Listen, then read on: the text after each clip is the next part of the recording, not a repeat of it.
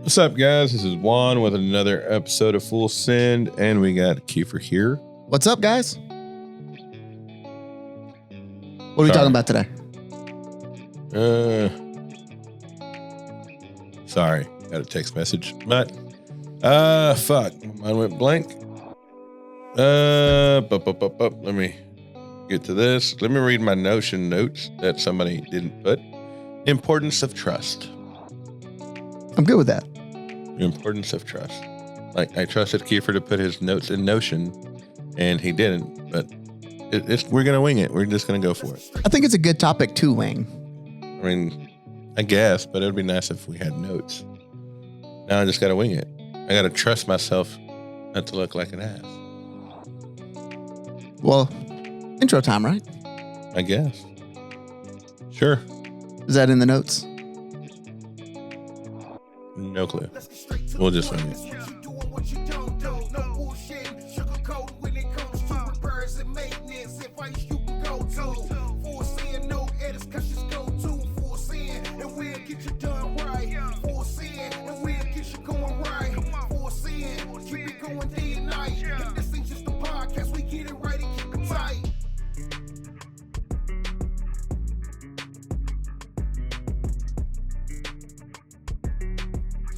Never gonna write you notes. Never gonna let you know. Put it in Notion. Da-da-da-da-da-da. Da-da-da-da-da-da. Da-da-da-da-da-da.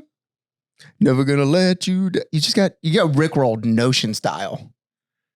So I'm needing another person to help me with this podcast. So if anybody want any takers, we'll have an empty chair.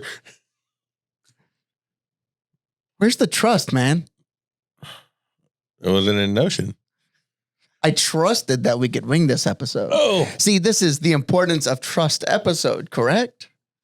But no, with anything, whether it's personal, professional, I mean, there has to be the importance of trust goes a long ways. Like I said, both personal and in a professional environment. Personal, I mean, just with your family or friends, you got that circle of trust that you have. Yeah, and there's different levels of that trust too. Yeah. Like example, personal life, I trust my wife completely and wholly. Complete 100% trust there. My kids, life insurance is paid up. Yeah. My kids, on the other hand, I trust them with certain things.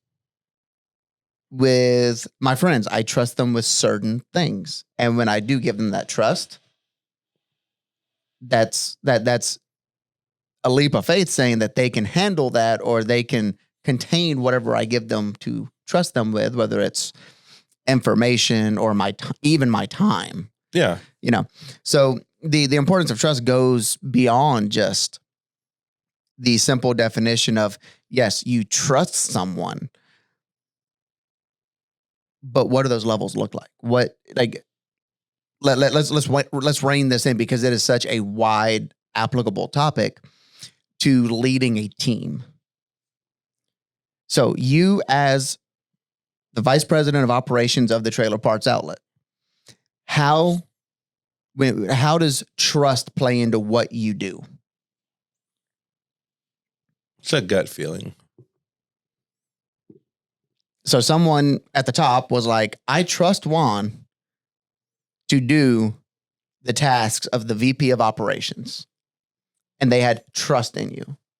They saw that. They thought they said, hey, I can rely on Juan for this. He has the capability. He has the aspect to do this. It goes back all to and with many companies, but many people have these and they just don't realize that they have them. And they're all different traits, but it's core values that help build that trust or get somebody to trust you. Just your core values that you pour out and you don't even realize, whether it's hard work, transparent, adaptive, goal-oriented, disciplined, these terms that we hire and fire by here. So if we have someone that comes in that is not adaptable, that is not goal-oriented, that does not have a heart for the company, are we going to trust them to grow here? Probably not. Unless they start growing into those things and learning and adapting to them. I hear you. I'm not feeling you though. No. Yes. So I guess I just look at it different. I hear you. Yes. As a company, we do hire and fire by those, but what I look at is when I'm hiring, I just put it, for example, with my last hire. I got into it with him, not into it, but I got into a conversation with him, and we were going over, and I just had him explain or tell me his story, short and sweet.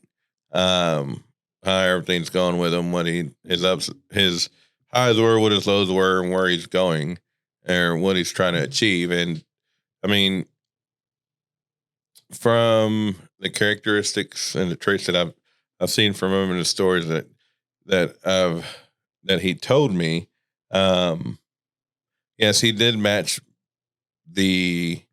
our core values that we have here, but that's not really. I mean, I can find somebody who has those core values and be a robot. Yeah, no, I get that 100%. But it's more of that personal connection, that one-on-one connection, which it sounds so gay, but it's that gut feeling you get about it. It's that discernment of this person will be able to execute the tasks I give them. I can trust them to do it. Yeah, they're not going to give their life for me, but they're going to go the extra mile. Yeah. If I need something done.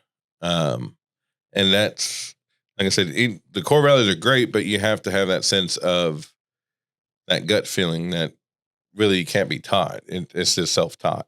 I think one thing that's helped me with it is from working at the prison for 5 years, I think I was there, but just having to deal with different inmates and just hearing everybody's stories. And I'm not saying, well, you worked close. I had to work close with a lot of these inmates that, you had to put some sort of trust with them. Yeah. As far as this motherfucker's not going to try to whack me as soon as I turn my back while we're doing either my SSI, they're going to try to whack me while we're cleaning out the halls or something. Yeah. So, I mean, you have to have that gut feeling of trust, that gut feeling of, that presence of, because people put out a vibe, and your gut feeling your body will pick up that vibe and tell you that natural instinct of. A lot of people want to ignore the gut feeling a lot of times. So yeah, it's a scary feeling. And I know I have a decent sense of people, but I'm a big people person. But then you have those that a lot of introverts are really great at like judging or discerning how someone's going to be or if they're going to get along with them or that kind of thing. And their sense of trust is so hard to earn. But once you do earn it, it's there. Like that you're the extrovert that the introvert kept.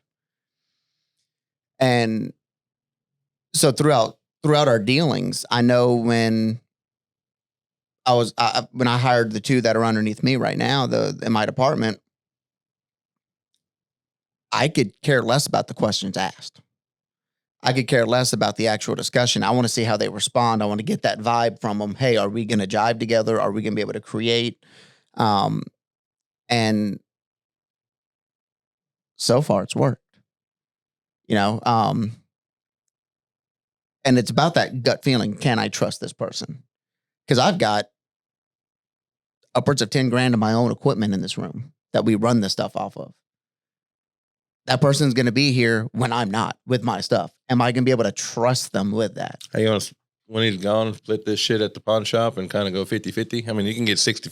You can get 60, I'll get 40. That's fine with me. Hey, nothing 70-30. Nothing less than 70, man. Come on.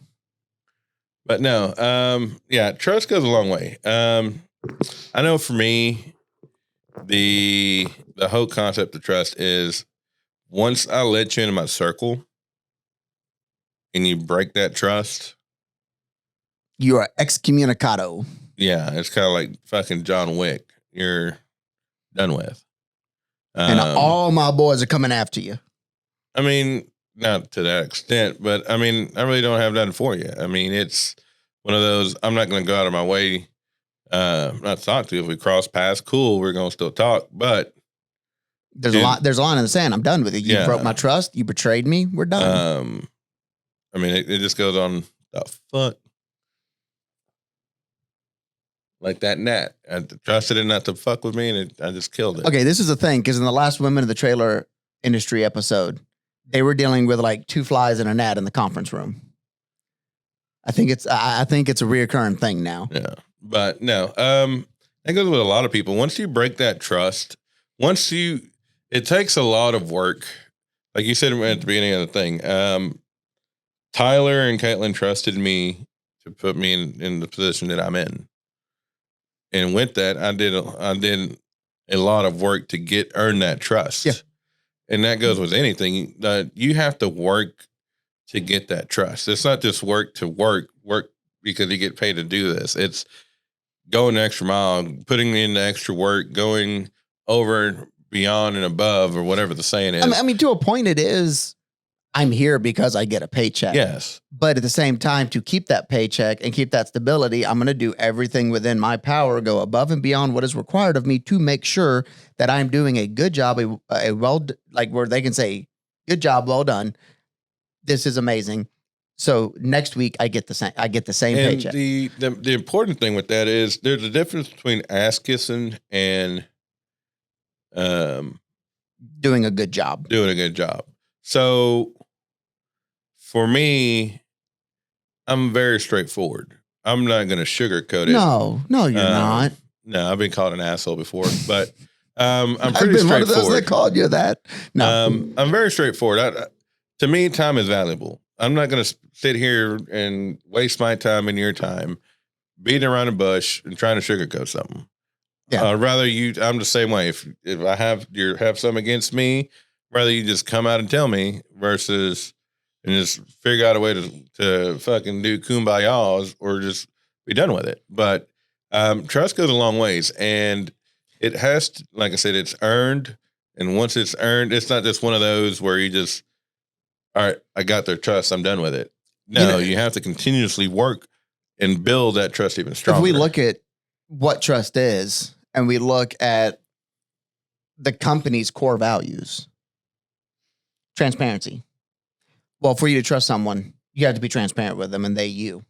And there's a fine line in transparency, because there's a difference of being straightforward and being honest, and then just being a bully. 100%. What I'm saying is there's transparency in the fact that what needs to be said will, what needs to happen will, and there's a clear channel of communication and action and consequence there, right? Yeah.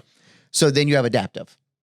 You're going to be put in different situations, whether it's personal life, whether it's your romantic relationship, your business relationships, whatever it is, where you will have to adapt to keep that trust, and you're going to be able to do that because you do have that trust. Then you have your loyalty, dedicated, you're passionate for the company, heart for the company, or however we're going to phrase that here. You have trust with that person, so you're going to go to bat for them. You're going to do everything you can to protect that relationship and protect that person because of that mutual benefit. So I find it funny that our core values line up with a culture of trust. Now, are we there 100% as a company? No. We are working on it, though.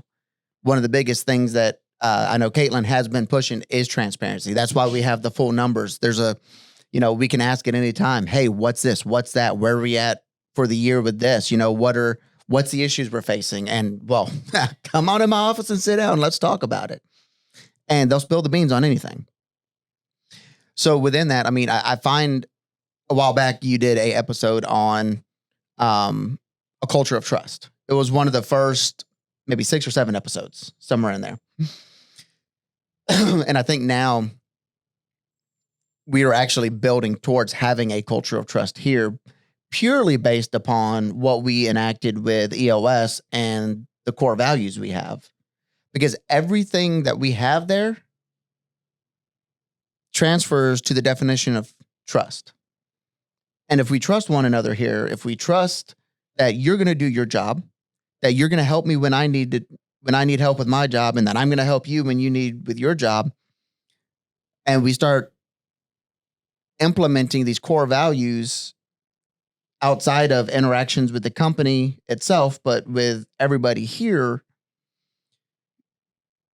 that toxic workplace that is mentioned elsewhere and all over the place, oh, toxic workplace this, my boss that, my coworkers this, that's going to disappear. And we don't struggle with that here. We have some issues, but they're not nowhere near the term toxic. But how much better would it be if we just totally dove in and said, we're going to build a culture of trust because of these core values? Like, we have a great place that we work. That's kissing ass. No, that's like joking, guys. Yeah, seriously. Like I tell people, like it's that family mentality. But when you say that to people, they're like, "Oh, that means they're gonna expect you to. They're gonna work the crap out of you, not pay you, and treat you like dirt." No, like, what's another way to say family atmosphere that actually works? Because we work together every single day. Half the people here knew each other their whole lives. Prison camp. We have a prison camp atmosphere here. Hashtag not toxic. But no, yeah, building that, having, getting back on topic, the circle of trust, or what is it? The importance of trust. It's importance of trust goes a long way. It's like you said, you hit on a lot of great points. Yeah, I don't know where I was going with this. I thought I was going somewhere, but I'm not. Yeah. You didn't trust yourself to take yourself there. No, my mind went blank because I started getting a cramp on my foot. I know these chairs are not the most comfortable. No. So if anybody out there wants to sponsor us, I mean, you ain't even got to do a big sponsor. Just, Amazon chairs, a little bit more cushion. That'd be great. Hell, I'll give you a shout out a couple times on a podcast, but no. But overall, it is very important to have trust because we can't function without it. No, most definitely not. And so if you're a leader in a company or you're the head honcho of your circle of friends, or the president of the United States, trust people and build that culture of trust, because it goes a long way to be able to function, and you'll see that you get more stuff done. And trust is probably the exact opposite of the micromanagers, because micromanagers don't trust. They want to micromanage and make sure you do everything to a T because they don't trust that you can do it. It might be different from avenue A to B. Might be a different route you take to get to the end goal, but the end goal is the same. More than one way to skin a cat. There are 757 ways to skin a cat. Okay, I have questions. Did you just make up that stat, or is that actually verified information? Trust me? Yes. And I feel like I just stepped in it. No, I just made up that number. I wonder how many ways there are to skin a cat properly. Anyways, with that said, trust your people, trust yourself, trust your gut, and buy trailer parts from Juan. No, I don't sell parts. Have your trailer parts order fulfilled by Juan. There you go.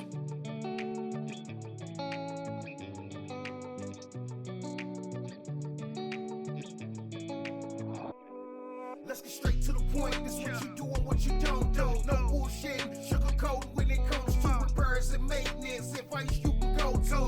For seeing no edits, cause just go